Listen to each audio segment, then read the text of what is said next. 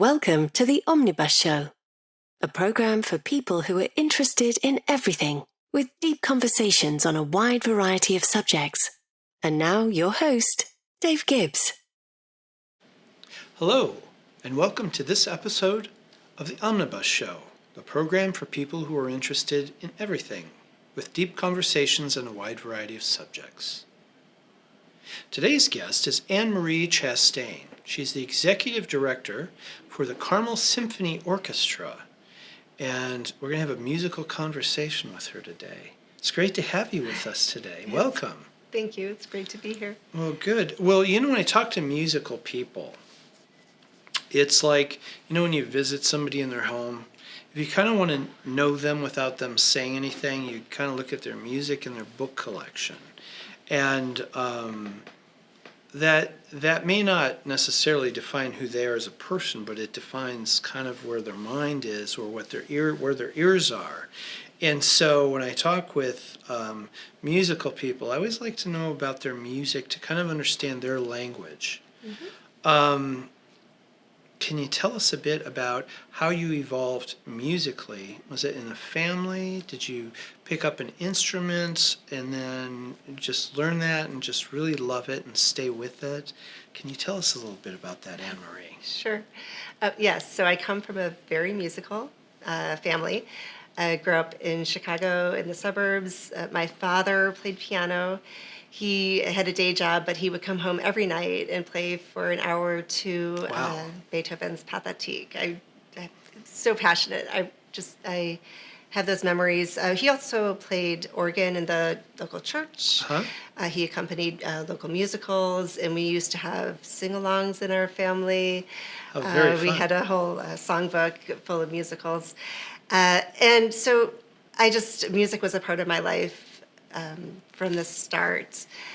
I lost my father when I was 14, and after that, music took on a different meaning for me. I played 3 instruments. I played piano, I played alto saxophone, and I played clarinet, and I loved all of them. You were the whole group. I was everything, yes. And I felt, because we were so musical, I kind of felt like I needed to play all these different instruments. Things. Yeah. But my hands are very small. So for piano, even though that was my favorite, that was difficult. And I loved jazz and saxophone, but I found a wonderful teacher. She played with the Civic Orchestra and gigged around town, and she was a wonderful instructor. I had the opportunity to coach with Larry Combs and John Ye with the Chicago Symphony multiple times when I was in high school, and I just threw myself into performing. I ended up at Interlochen Arts Academy for my senior year of high school, and that was a wonderful experience. That's quite a musical group. As we talked about before, my childhood best friend went there, and his sons went there as well.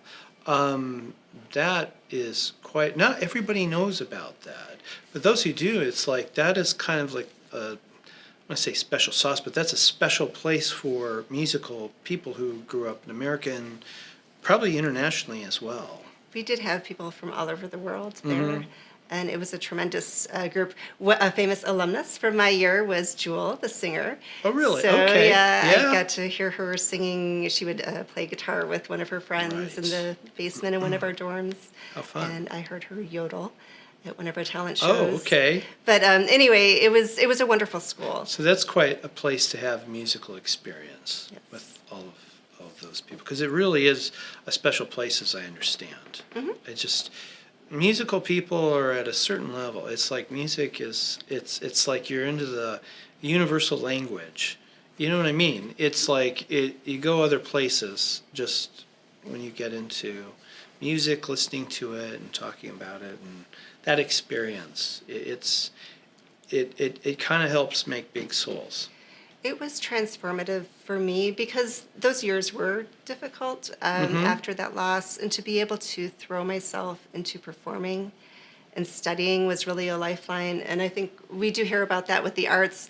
Many people know, sports are such a wonderful activity for youth, but studying the arts, performing, drawing, whatever it is, it's an outlet that helps young people to express themselves and to develop a habit of excellence. I worked really hard when I was at Interlaken, and then Yeah, that's part of the cost. Really, you've got to work hard at it. Yeah. You can't just go off and come back and say I'm a concert pianist.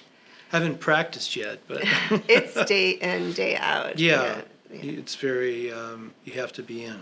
You've got to be all in on that. So that was you went from there, and then did you stay with all three instruments? No, I focused on clarinet once I got to high school. Yes. Okay. And then in high school, so would you play in performances and concerts and in like when they have plays, musicals? Yeah, so I focused on classical music. I played with the Chicago Youth Symphony, the Metropolitan Youth Symphony. I actually almost had a chance to solo in orchestra hall because I won our youth concerto competition with the Mozart Clarinet Concerto. And if you're from Chicago, I grew up in the Chicago area, that's a big deal because that's where all the top A-list people in classical music go. Yeah, so I was playing with the Metropolitan Youth Orchestra at the time. I won their concerto competition, but they were having budget issues, and they came up to our family and they asked if we wouldn't mind moving from orchestra hall to I think it was the Museum of Science and Industry, and so we did. Anyway, in retrospect, it would have been very exciting to have been a soloist at orchestra hall. But no, that was wonderful. I played there. I also got to play at the University of Chicago because my teacher gigged so much. She was able to get me on some things. Yeah, I think it was Brahms' third and Brahms' fourth symphonies. I probably played second clarinet, I think. Wow. But from there, what a wonderful life experience of music. It was very exciting. Later on, I went to IU and I studied music there. And as an undergraduate, I had my master's in arts administration. And while I was there, I managed the Bloomington Symphony Orchestra. And one of the signature things that I did is we started a youth orchestra in Bloomington because I couldn't believe it was one of the best music schools in the country, and coming from Chicago and having had that experience. Having that experience. There was no youth orchestra in Bloomington. So the youth orchestra is still there today. So wonderful. I'm very proud of that. That's great. It was a great accomplishment. That's fabulous because I understand now music in schools has diminished in many high school, middle school programs. Am I correct? Yes, yeah, definitely. Funding so for to the have arts. that is really positive. Sure. Well, it's just like with sports teams, that you have teams at schools and then intramural teams. If you really, really love studying something, you want to play more of it. And to have a youth orchestra, I think every city needs that. Of course, Indianapolis and Carmel or Hamilton County have youth opportunities as well. But that's a good thing. Then you moved up to Indianapolis. Yes, I did. So after my master's degree, my first job was with the Indianapolis Symphony Orchestra. And that's quite an ensemble, too. It was They're wonderful. Really, really good. Yes. And you were there for a while. I worked in the development office. Okay. And so I helped with fundraising. I worked on their annual fund team. I wrote grants. I worked with individuals. I was there for 5.5 years. So we were very successful. When I think it was 2008 during the economic downturn, we raised so much money. We were on the front page of the Chronicle of Philanthropy for our work. Wow. With the team I was on. So I was very proud of that. Congratulations on that. Thank you. Because that was back when lots of things were getting cut. Yes. Right. Yes. That and between that and the COVID, those two sections of time, lots of things were cut. But to have that great of a success at that, and that was a big economic downturn. That's quite an accomplishment. We made some very smart decisions on our team. In addition to, I love performing. I love listening to beautiful music. I'm also very good with spreadsheets and analysis. Wow. So you're both sides of the brain. I did, yeah. And so, we made some smart decisions and for just you. had a really well-run department, which has served me well with some experience from back then, and very excited to put that to work. Now, I have a question for you, for our listeners, our life learners, is that many people and I was a liberal arts student myself, and I kind of got my MBA on the job when I started working for companies, but in business.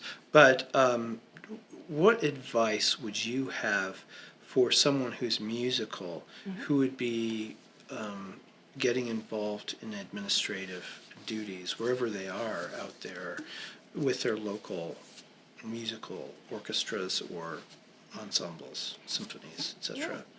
So I have two thoughts on that question. One that I feel very strongly about because it worked very well for me.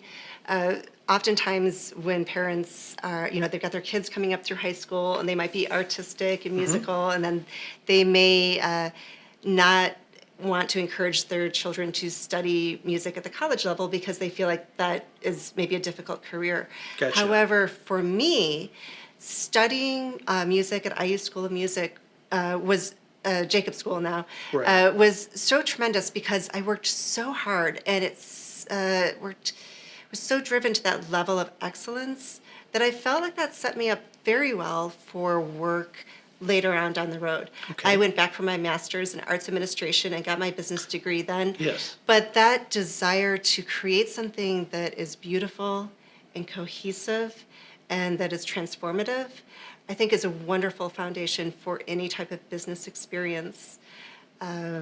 So I would encourage anybody who maybe is interested in business but also love the arts. I Yes. think an undergraduate degree in the arts, but then you have to go back for your master's in something else. True. Is a great setup. Yeah. And then these days there's so many training programs and resources for learning on the job. I really think if somebody was interested in working with arts organizations, just jumping in and then finding training programs. I went up to Chicago while I was at the Symphony for major gift training, for planned giving training, later on I went to work for IUPUI and executive training programs for public speaking. And those I love my master's degree. I'm not saying anything against it, but some of those workshops, I really learned so much. That's where you learned a lot of the meat of the subject. Yes. Yeah. Well, that's good. Yeah, it's education is you kind of pick it up with life experience, and then of course when you have these certain programs, that's that's helpful for those who are coming up and in the learning stage and progressing. Well, that's very fun. Now you'd mentioned that you played piano, you played saxophone. I want to hear somebody playing saxophone. That tells me that they have a taste for jazz. Am I right? I do. I love jazz. Okay, good. Yeah, honestly, I loved jazz a little bit better than classical when I was younger. Of course, I Okay. love it all now. That's all But right. even when I was at IU, I was so lucky because in addition to the classical program, they, of course, had David Baker, who was Yes, that's right. international He leader was. in jazz education. And Yeah. so I did pick up my saxophone. I had this crazy dream. Not only did I want to play clarinet in a symphony orchestra, I also thought I was going to move to New York City and play saxophone on the side in a nightclub. I don't know Oh, I why I see. thought I could do and be everything, but I actually took David Baker. I Did you audited. get to play in New York? No, I never did. But I audited David Baker's jazz improvisation classes, and I took his nice. history of jazz, history of rock and roll, and I had many friends in the jazz department.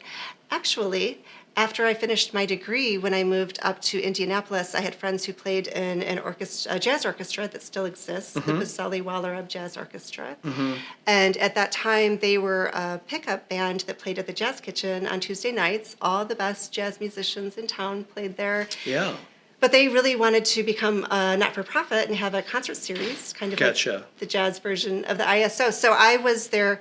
I helped my friends. I was their founding board president. I helped co-write their Wow. 501c3. And we did have a concert series at the History Center downtown for a year or two. And that was really exciting. So I'm very passionate about working with arts groups, whether it's classical, jazz, other arts organizations. I just love bringing performances to the community.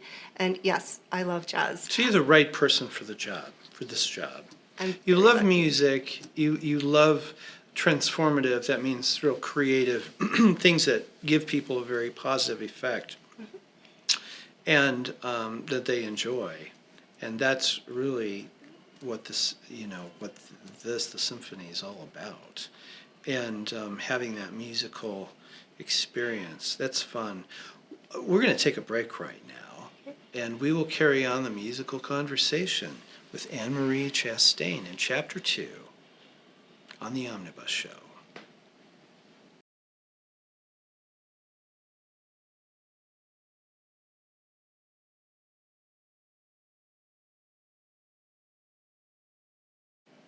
Hello, and welcome back to Chapter 2 of the Omnibus Show.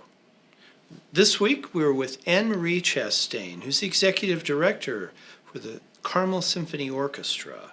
And we're talking all things music for you, which you have a very fascinating story.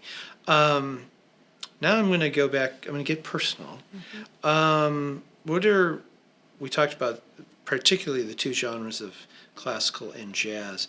What are favorites of yours that you can share with us that people would, it might be a new genre to a lot of people and they want to explore something. And music is a way of touching people and all sorts of things. It touches lots of things. So what are some favorites for you? Sure.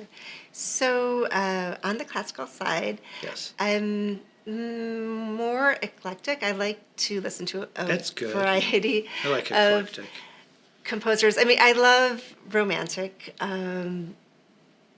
I find it's all interesting to me. So when I'm listening to the symphony play, I'm listening for all the details of the orchestra and the nuances.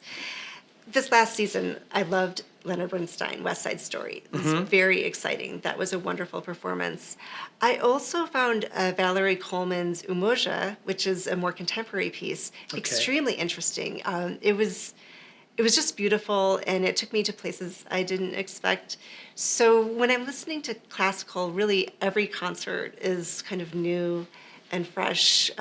So I might, in my house, though, be listening to Beethoven, Rachmaninoff, Debussy. Those would be some of the composers that I enjoy. Well, very good. Debussy I used to always play when I did a security job when I was in grad school, and I would bring I'm dating myself, this is the late 90s, CDs. And I would frequently, because it was getting later, I'd do his nocturnes and etc. It's just really perfect for that time of the day. Yes. Yeah, Beautiful. so it's beautiful music. I do also Chopin, because I studied Chopin. So once in a while, I will still play some of his piano pieces. I enjoy those. Well, that's wonderful. When I was growing up, we had one international student stay with us when my sister was in high school. And Unsuk she played classical piano, and she played a lot of Chopin, and she was very, very good. And so actually I credit her with any kind of interest in Chopin, although my mother had known that, but we never listened to that together. So that was kind of my ears on that. So very, very fun. And any other genre interests? Well, we were talking earlier about jazz, and Yes. so that one I do have a favorite because I love Thelonious Monk and his music, and Naima, that would be, I just have always found that piece beautiful. A favorite beautiful Yeah. piece. Well, very fun. Yeah, I could go on, but I think everyone's heard from me. Well, my crew have heard from me before, but no, this is a wonderful thing. And now I'm going to throw in a curve. Is there a genre that is outside of that would be a surprise? Because you said eclectic, and people who have eclectic taste, being one of those people, there's always some little thing out there. Like, for me, it'd be like Portuguese guitar or certain kinds of, French music, like the cafe, what they used to have as cafe music. Now they play jazz and sort of electronica, but it's oh, you know what I'm trying to think of. The not harmonium, but the accordion. You know, that kind of music. And there are other things one could go on about, but for you, Well, I did take. I studied some world music back in the day, and I would say, I think it's just for me. It's interesting whatever I'm listening to. We do have our next concert season coming up. We're looking at bringing in some Indian music, Chinese music for the Lunar New Year and Diwali festivals. And those would be pieces where, to me, I don't want to, it's not intellectual, but it's just interesting to hear the different tonalities, to hear the different articulations and the instruments. So I would say that it's not a specific ethnic genre, but anything is just, I just like taking it in and hearing how the music is put together and how it's expressing itself. I do love musicals as well because, again, with my background, I mean, I just enjoy it. Well, I always like asking people their favorites. Do you have a favorite or a couple favorites of musical? I'm putting you on the spot. That's always personal. The Sound of Music. Sound of Music. Yes. Sweet. And let's see, when I was growing up, of course, I used to listen on a record player. Annie, it was classic. Some of the music from there. When I was in college, my freshman year, they had, and since nobody was into it, I wanted to go hear it. So I went to see Annie at Ball State my freshman year, and that was the touring group, and it was very good. It's some really good tunes in that. Some fun songs. Oklahoma has some classics. Oklahoma is very much a classic. Yeah, that was more Mom and Dad's day. Yes. When that had come out. So very fun. Well, that's always good to hear. I thank you for sharing your record collection with us. But back to the Carmel Symphony. Putting together a symphony orchestra is quite a process. How many players do you have, performers, with the orchestra? So I guess that comes and goes, doesn't it? It changes on the changes performance. But we have about approximately 70 that are part of our regular roster. Yeah, and then, of course, many more. So that's quite a project, bringing that many people together. We have a wonderful team that works very well together. Well, yeah, it really is. But in terms of overseeing the development of that, do you go and recruit when you go out to see people, or do they come to you to perform? To join the team. For the musicians, so we have a personnel manager and Melanie Maschner. She's wonderful. And so she's responsible for keeping track of the musicians that we have existing contracts with from year to year. So once you're in the orchestra, generally that rolls over as long as, everything's going really well, which it almost always is. That's a good thing. Yes, and we have wonderful, wonderful musicians playing with us. We always have a couple openings every year. So this year we had auditions for principal and second trumpet, and then also principal French horn. And so for those, then she would be responsible working with our music director and our team for putting out advertisements and putting out the repertoire lists, and then musicians will apply and come play for us and be selected, and then they would be on trial, usually for a year. So we always want to have a chance to play with our new musicians and see how they fit in with the team and make sure everything is working out. And then, of course, we have our roster of subs. So on any given concert, there are always a couple of our regular musicians who are unavailable, so we pull in from other musicians from primarily this area, but as far as Chicago, St. Louis, Cincinnati, from time to time. Oh, that's really nice. And then for your the performances are here at the Palladium, and can you tell us about that? Sure. So we are the resident orchestra of the Palladium. The Palladium was actually built to house a symphony orchestra. The acoustics are tuned for an orchestra, and it's one of the best concert halls in the country. Very nice. Yes, it's like you're better than a lot of that have the.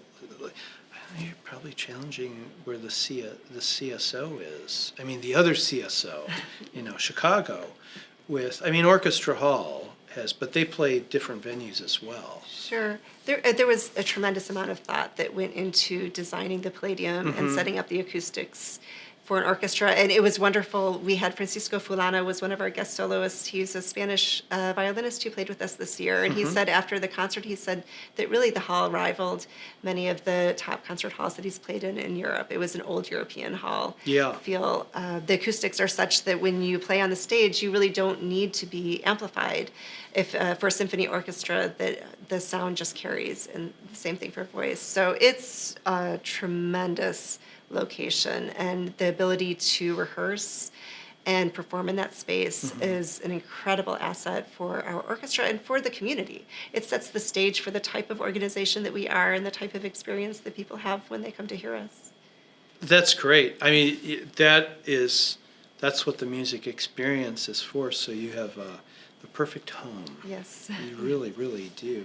And will you be do you travel? I know about the concert series, but do you travel much during the year going on location and so forth? It's funny that you asked that because we haven't recently, but we are actually in conversations right now with a potential donor in northern Indiana who maybe will bring us to his hometown. So that would be extremely exciting. We have a wonderful program that we're putting on the weekend of the International Arts Festival. We're bringing in a national Broadway star to sing with us, and we're looking at maybe being able to do a run out and bringing her up to northern Indiana for that same concert.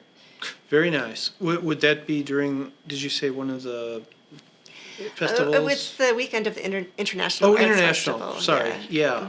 Well, that's a great time to have outdoor music. Yes. And that concert will be in the Palladium. Although if we have a run out, I'm not sure if it will be in the that will concert be in the hall. Palladium. Okay. No, but it's during that time. Since you bring up outdoor music. Please do. So we're also very excited that this year we're launching a summer concert series. So that has been something our board and our musicians have talked about, and I think members of the community for a very long time. There was an extremely successful concert, I think 2 summers ago. We had a Beatles concert at Coxhill Gardens, and ever since I've been in my position, I've just heard people talking about how much fun it was and how much I did hear about that, that was very positive. Yes. I mean, it was very enjoyable. So we're looking, we haven't even announced it yet, but by the time the show comes out, maybe the announcement will be out. But we are planning 3 concerts at Coxhill Gardens this summer. So Friday, June 21st is the summer solstice. So we'll have summer music and maybe some moon themes. Sunshine songs. Yeah. Right? That'll be good. Yes. Will that be, that's the little outdoor concert? Yeah, there's a amphitheater. Amphitheater. Yeah, so we'll have food trucks, beer, wine vendors, and we're also hoping to partner with some of the local arts organizations, bring them in for maybe some acts before we play, and really make it a community event. There'll be nice. VIP tables, so if you want to have dinner and sit close to the stage, you can do that, or picnic on the lawn. It's like Ravinia. Yes, exactly like Ravinia, yes. Very much. And that would be very fun. Yeah. That would be very fun. And so, now you mentioned about the summer concert series, and I suppose you are still working through your new season. Yes. Still being in April, you're still now 23, 24, but the new season is probably still being pieced together. Yes, we have our dates, and we are working on guest artists for that season. One of the initiatives that we've taken on this year, since I've come on board, we've really had several discussions with the board and as an organization about what is the identity of the Carmel Symphony Orchestra and what makes us unique. There are many orchestras in this area, and like any business, you have many similar businesses, but every location has its own brand. So, what does the Carmel Symphony Orchestra offer to the community? And what we've come up with again and again is that we're a very collaborative organization that's very relevant to the arts and community groups in Carmel and Hamilton County. That we are very much of the times, that, when people come to our concerts, they'll be inviting and exciting. And so part of that is working with other arts groups. So right now, we're working on several initiatives in terms of partnering. We're looking at having a Diwali concert. November 16th is the date. We're working on getting those artists in and finding community partners. Will the players throw, what is it, dye or is it? Oh, I'm pretty sure the Palladium is not going to want that happening throw inside. It on each other, are they? maybe we'll have a little bit of confetti. No, I think we signed in our rider, no confetti on the stage. No, okay. No stuff up here. But it would be fun, maybe I'll have to see how the budget works, but I've thought about having maybe some dress for the women, like some, saris or something that we could wear that would be celebrating the season. Oh, I see. I don't know. It's all very much in the planning stage. We have been working with Anita Joshi, and the City Council is helping us connect with members of the community to pull that together. But that's an example of just how we want to be relevant to the people in Carmel. We're also looking at a Lunar New Year festival in February. Same thing, working with the Chinese community, bringing in. We have maybe a really, really big act. We haven't signed it yet, so I can't say anything. Oh, this is top secret. Top secret. But anyway, so for each of our concerts, we're being very thoughtful about what the repertoire is that we'll be playing and who we'll be partnering with. Yeah. So it's taking a little bit of time to get all that signed, but I think probably by late May, we hope to be able to make our season announcement. Yes. And we may put the dates out so people can put it on the calendar without putting all the details yet until we have those signed. Okay. So we'll keep that hush-hush. But, well, that is fabulous. Is there anything else coming up that you would like to share with our audience to look forward to? Because that you pretty much covered it. Yeah, so I've covered the summer concert series, our community collaborations next year. We also launched this year a really fun chamber music and panel presentation that we did. We hosted at the public library, and that was during Women's History Month. Okay. That was super fun. We plan to continue those types of panels. And because it was wonderful, it was maybe 20 or 30 minutes of chamber music, and then we had 5 community leaders, a combination of arts and business leaders, just talking on different topics. So people can keep their eye out for our chamber music performances. Okay. And I'll put the links in the description notes for the website and all of the. Well, we'll have the events. They can all go to the website. Okay. And we will post that up there. Well, thank you so much, Thank you, Dave. Anne-Marie. This Thanks was for being with wonderful. us today. This was fun. Well, we look forward to your summer series and for the upcoming season and everything else coming up. Thanks for being with us. Thank you for having me. You're welcome. Well, that's it for today's episode of the Omnibus Show. Our guest today was the Executive Director of the Carmel Symphony Orchestra, Anne-Marie Chastain. We'd like to thank our sponsor, Hotel Carmichael. Today we're recording at Feinstein's. We look forward to being with you on the next episode of The Omnibus Show. If you enjoyed this program, please like, share, and subscribe to continue the conversation. For the Omnibus Show newsletter, please sign up at theomnibusshow.com.